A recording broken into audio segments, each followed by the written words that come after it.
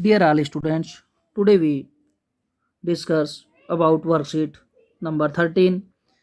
This worksheet for class 8th subject social science, date 9/11/2020.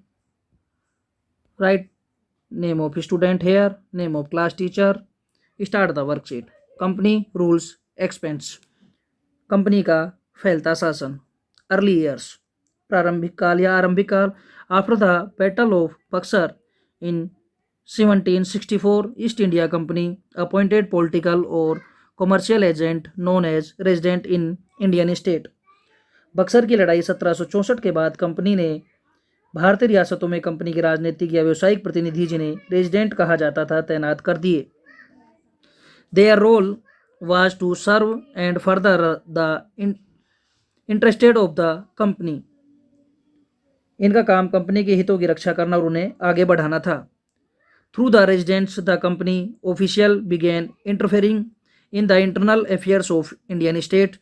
They tried to decide the appointment of administrative official and even successor to them throne. Resident के माध्यम से company के अधिकारी भारतीय राज्यों के भीतरी मामलों में भी दखल देने लगे थे. अगला राजा कौन होगा, किसको किस पद पर बिठाया जाएगा, ये चीजें भी कंपनी के अफसर तय करना चाहते थे. Sometime the company forced the states into a subsidiary alliance. According to the terms of this alliance, Indian rulers were not allowed to have their independent armed forces. कई बार कंपनी ने रियासतों पर सहायक संधि भी थोप दी. जो रियासत इस बंदोबस्त को मान लेती थी, उसे अपनी स्वतंत्र सेनाएं रखने का अधिकार नहीं रहता था. They were to be protected by the companies, but for the rulers had to pay for the subsidiary forces to the company. इस सहायक सेना के रखरखाव के लिए भारतीय शासक कंपनी को रकम देते थे. अगर भारतीय शासक रकम अदा करने से चूक जाते तो उन्हें जुर्माने के तौर पर उनका इलाका कंपनी अपने कब्जे में ले लेती थी.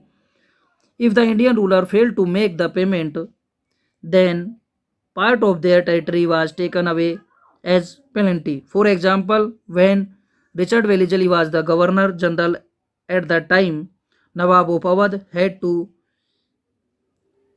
कैसे half of providence in 18th century 1801 when he was unable to pay for subsidiary force. Hyderabad was also forced to cede territories on similar grounds. उदाहरण के लिए, जब रिचर्ड वेलिजली गवर्नर जनरल था, उस समय अवध के नवाब को 1801 में अपना आधा इलाका कंपनी को सौंपने के लिए मजबूर किया गया, क्योंकि वो सहायक सेना के लिए रकम अदा करने से चूक गए. इसी आधार पर हैदराबाद के कई इलाके उनसे छीन लिए गए. Direct conference.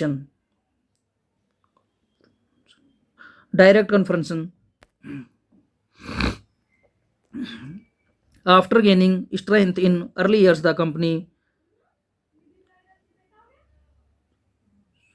resorted to direct military confrontation, where when it saw a threat to its political or economic interests. This can be understood through the following two examples. सीधी लड़ाई. आरंभिक वर्षों में शक्ति अर्जित करने के बाद कंपनी को अपने राजनीतिक और आर्थिक हितों पर खतरा दिखाई दिया तो कंपनी ने प्रत्यक्ष सैनिक टकराव का रास्ता भी अपनाया. इसे हम निम्न दो उदाहरणों से समझ सकते हैं. फर्स्ट,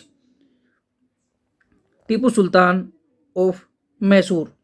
मैसूर का Tipu Sultan. Mysore had gain strength under the leadership of rulers like Hyder Ali 1761 to 1782 and his sons Tipu Sultan 1782 to 1799. Haider Ali 1761 से 1782 और उनके विख्यात पुत्र टीपू सुल्तान, जिनका शासनकाल 1782 से 1799. जैसे शक्तिशाली शासकों के नेतृत्व में मैसूर काफी ताकतवर हो चुका था. Mysore controlled the profitable trade of Malabar coast, where the company purchased pepper and cardamom. Malabar तट पर होने वाला व्यापार मैसूर रियासत के नियंत्रण में था, जहां से कंपनी काली मिर्च और इलायची खरीदती थी.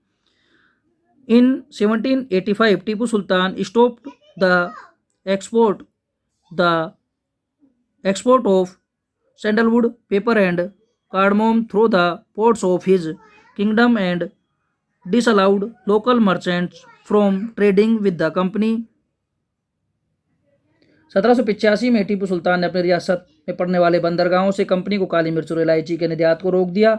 सुल्तान ने स्थानीय सौदागरों को भी कंपनी के साथ व्यापार करने से रोका। He also established a close relationship with the French in India and modernized his army with their help. Tipu Sultan ने फ्रांसीसी व्यापारियों के साथ घनिष्ठ संबंध विकसित किए और उनकी मदद से अपनी सेना का आधुनिकीकरण हुआ। The Britishers were furious and fought for wars 1762 to 69, 1780 to 84, 1790 to 92 and 1799 to defeat them. Finally, in the Battle of Srirangpattam 1799, Tipu Sultan was killed and Mysore was placed under the former ruling dynasty of Wodeyars and subsidiary alliance was imposed on state. सुल्तान के इन कदमों से अंग्रेज नाराज हो गए, आग बबूला हो गए। मैसूर के साथ अंग्रेजों की 4 बार 1767 से 1769, 1780 से 1784, 1790 से 1792 और 1799 में लड़ाई हुई। श्रीरंगपट्टम की जंग जो 1799 में हुई उसमें टीपू सुल्तान मारे गए और मैसूर का राजकाज पुराने वोडियार राजवंश के हाथों में सौंप दिया गया। इसके साथ ही मैसूर पर भी सहायक संधि थोप दी गई। War with the Marathas. From the late 18th century, the company also sought the curb the Marathas and eventually destroyed Maratha power with their defeat in the Third Battle of Panipat in 1761. 18वीं शताब्दी के आखिर में company मराठों की ताकत को भी काबू और ख़त्म करने के बारे में सोचने लगी थी। 1761 में पानीपत की तीसरी लड़ाई में हार के बाद दिल्ली से मराठों का शासन चलाने का मराठों का सपना चूर चूर हो गया। The Marathas' dream of ruling from Delhi was shattered. They were divided into many states under different chiefs, Sardars belonging to dynasties such as Sindhya, Holkar, Gaikwad and Bhonsle. उनका सपना चूर चूर हो गया और उन्हें कई राज्यों में बांट दिया गया। इन राज्यों की बागडोर सिंधिया, होलकर, गायकवाड़ और भोसले जैसे अलग अलग राजवंशों के हाथों में थी। These chiefs were held together in a confederacy under a Peshwa principal minister who became a effective military and administrative head based in Pune. Majhi Sindhia and Nana Fadnavis was famous Maratha soldier and statesman.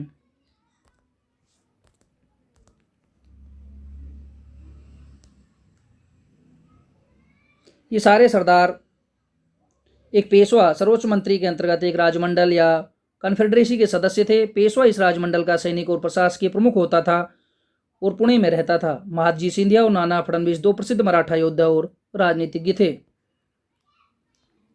The Maratha were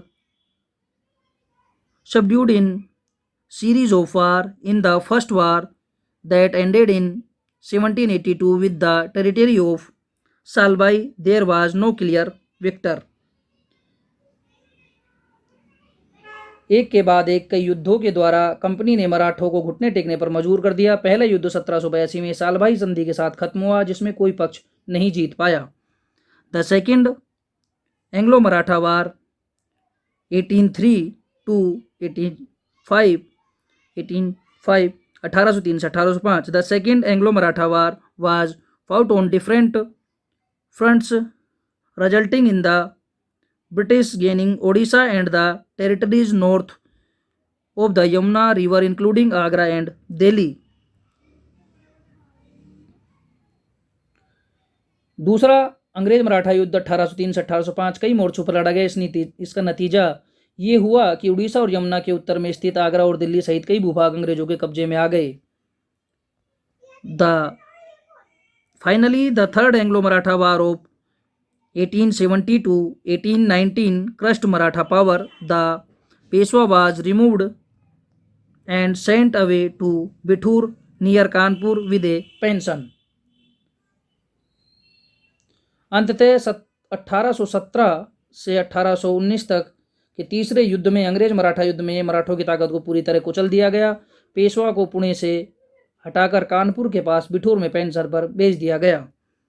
the company now had complete control over the territories south of the Vindhyas. अब विंध्य के दक्षिण में स्थित पूरे भूभाग पर company का नियंत्रण हो चुका था। Write the question number 1। How did East India company take control of Indian state through subsidiary alliance. East India company ने सहायक संधि के द्वारा भारतीय रियासतों पर किस प्रकार कब्जा किया। सीधा answer.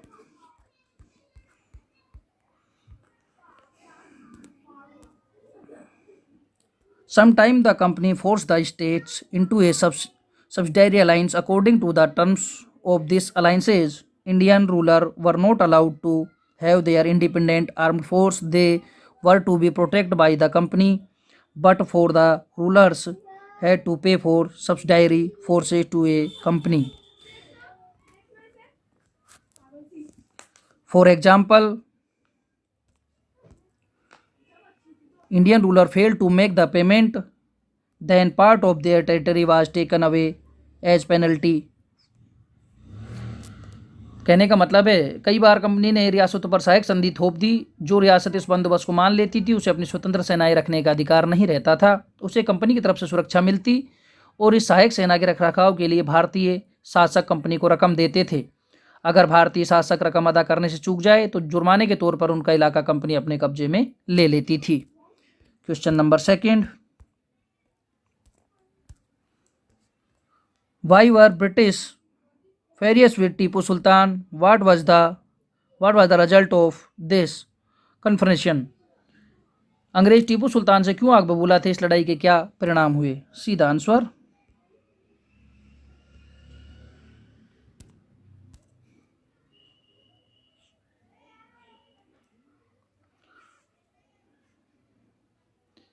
In 1785, Tipu Sultan stopped the export of sandalwood, paper and cardamom through the ports of his kingdom and disallowed local merchants from trading with the company. The Britishers were furious and fought for war. And finally, in the Battle of Srirangpattam, 1799, Tipu Sultan was killed and Mysore was placed under the former ruling. कहने का मतलब है 1785 में टीपू सुल्तान ने अपनी रियासत में पड़ने वाले बंदरगाहों से कंपनी को काली मिर्च और इलायची के निर्यात को रोक दिया। सुल्तान ने स्थानीय सौदागरों को भी कंपनी के साथ व्यापार करने से रोक दिया।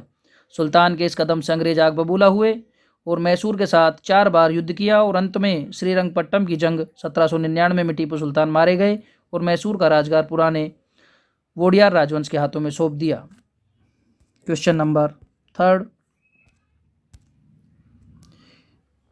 Which were the major dynastic of Maratha power? How was the confederacy rule?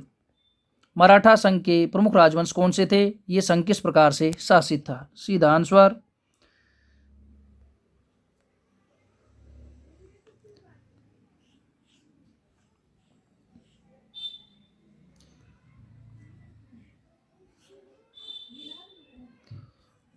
सीधा answer. They were divided into many states under different chiefs, Sardars belonging to dynasties such as Scindia, Holkar, Gaikwad and Bhosle.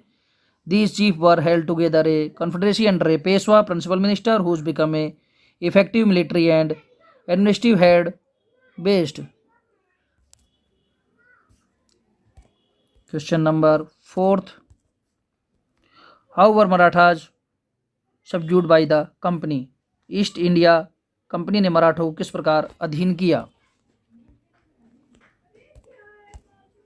The Marathas were subject in a series of war. In the first war ended in 1782 with the territory of Solbai. There was no clear victor. The second Anglo-Maratha war in 18 was fought on different front, resulting in the British gaining Odisha and territories north of the Yamuna River, including Agra and Delhi. Finally, the third Anglo-Maratha war of